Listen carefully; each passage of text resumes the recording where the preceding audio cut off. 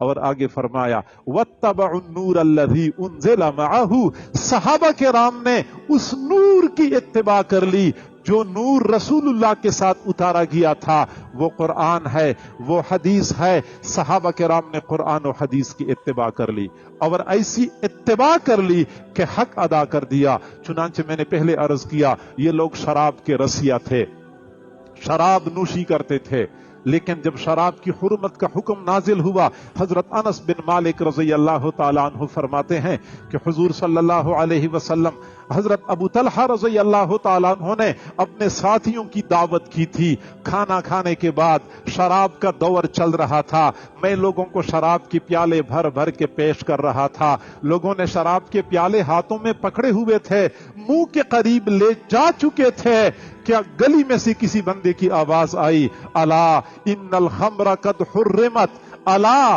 ان الخمر قد حرمت، سنو شراب حرام ہو چکی ہے، سنو شراب حرام ہو چکی ہے۔ فرماتے ہیں ان لوگوں نے یہ نہیں پوچھا کہ یہ اعلان کرنے والا کون ہے، پتہ نہیں سچ بول رہا ہے یا جھوٹ بول رہا ہے، نہیں پوچھا، فوراً شراب کی پیالے اپنے منہ سے نیچے کر لیے، شراب گرا دی، مٹکے توڑ دیے۔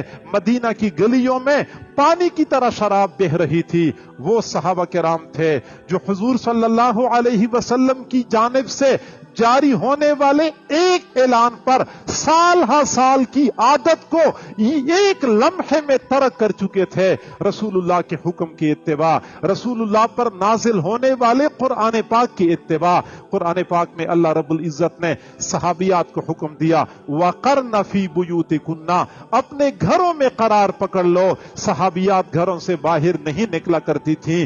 حضور صلی اللہ علیہ وسلم کی وفات کے بعد حضرت سودا رضی اللہ تعالی عنہ اپنے چھوٹے سے حجرے میں زندگی گزار رہی تھی، چھوٹے سے حجرے سے باہر نہیں نکلا کرتی تھی۔ کسی نے پوچھا الا تحجین وتعتمرین، جیسے عام لوگ حج اور عمرہ کرتے ہیں آپ حج اور عمرہ کیوں نہیں کرتی؟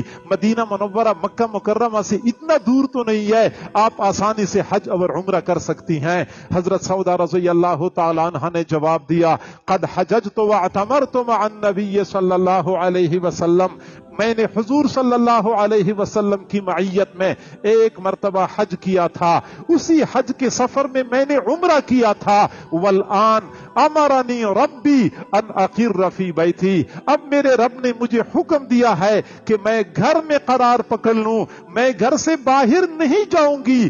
راوی کہتا ہے واللہ، قسم ہے خدا کی، ما خرجت من باب حجرتها حتی اخرجت جنازتها، حضرت سودا رضی اللہ تعالی عنہ اپنے حجرے کے دروازے سے باہر نہیں نکلی یہاں تک کہ ان کا جنازہ نکال دیا گیا۔ وقرن فی بیوتکن پہ وہ عمل کر رہی تھی۔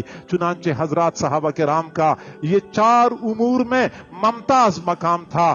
آمنوا بہ، رسول اللہ پر ایمان لائے، وعزروہ، رسول اللہ کی تعظیم کرتے رہے، ونصروہ، رسول اللہ کی مدد کرتے رہے۔ رسول اللہ جو قرآن اور حدیث لے کے آئے تھے ان کی اتباع کرتے رہے۔ جب انہوں نے یہ چار کام کر لیے، اللہ رب العزت نے آخر میں فرمایا اولئک ھم المفلحون، یہی لوگ فلاح پانے والے ہیں۔